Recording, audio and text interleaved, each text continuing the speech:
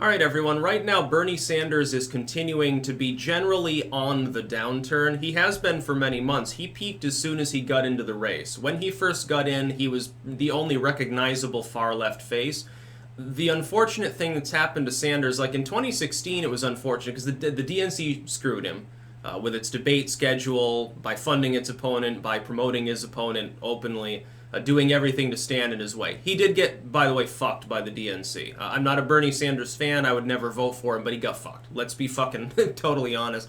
If it's between Bernie Sanders and the DNC, Bernie Sanders comes out smelling like a rose and looks really honest by comparison. I think he's an honest dude. He's honest about the fact that he wants to fuck our economy with communism, so, keep that in mind, I suppose.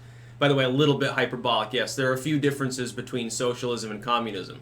Socialism is like square wheels. Communism is like taking the wheels off the car and expecting it to move, okay? There's the big difference for you.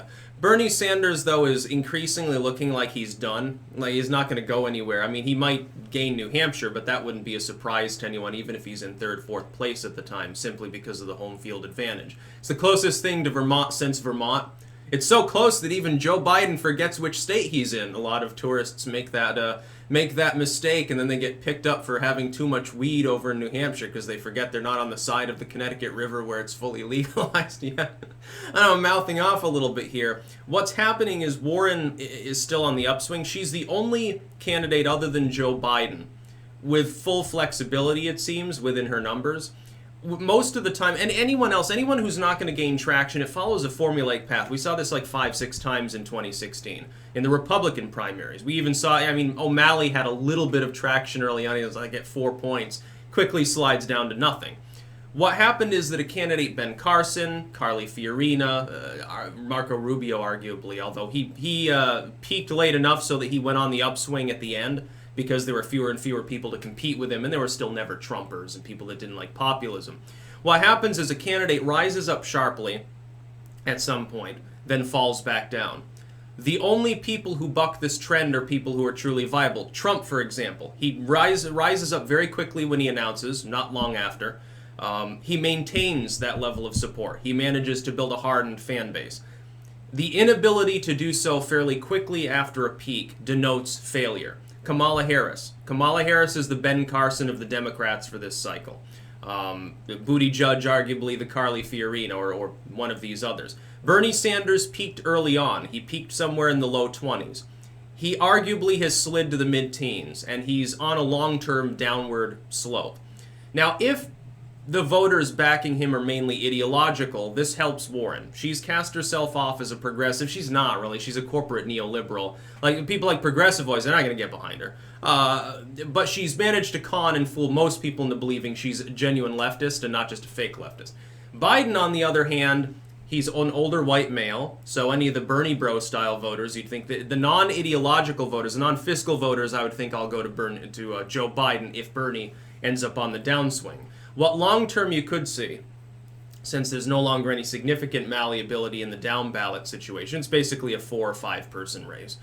What could happen is Bernie Sanders, at some point he loses viability for the most part. His core fan base dwindles to its really, really core fan base of 5 or 10% of the Democrats that really, really like him, and the rest get shuffled around between the other candidates. So far, it seems Warren primarily is grabbing them, which shows me something.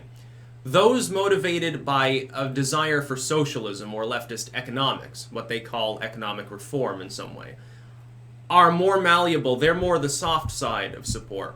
Those that are going in for personality or for any other reason are the more hardened supporters. They're the ones sticking with Bernie Sanders, because otherwise I can't imagine that anyone motivated by these other things would possibly back Warren.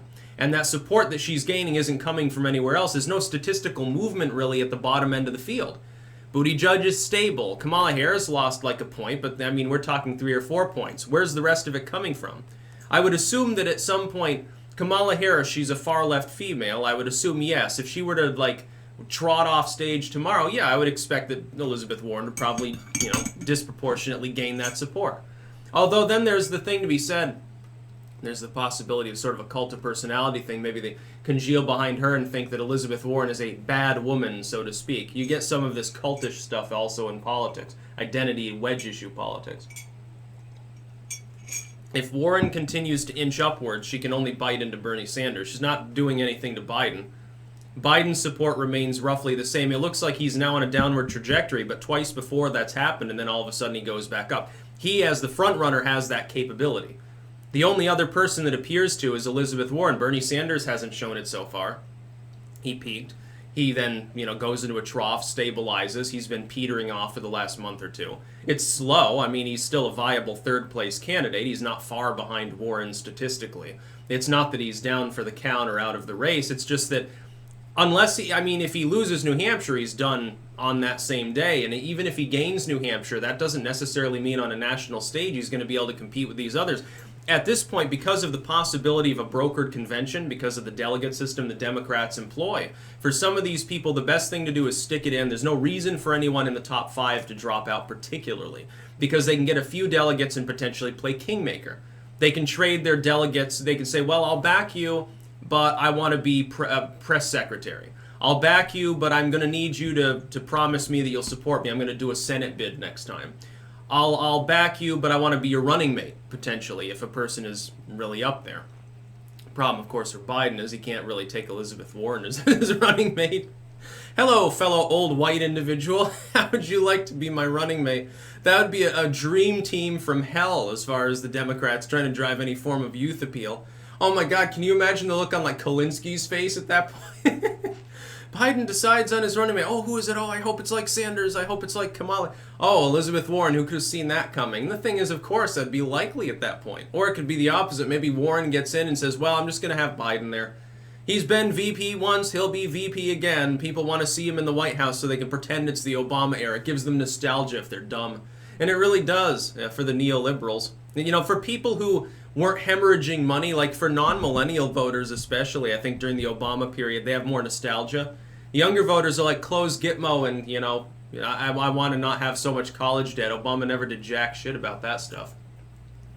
Very large military-looking plane flying rather low at the moment. Yeah, maybe Armageddon's coming. That'd be funny. This is the last video that you ever see from me is a bunch of one-liners at the expense of the Democratic Party. It's a wonderful world.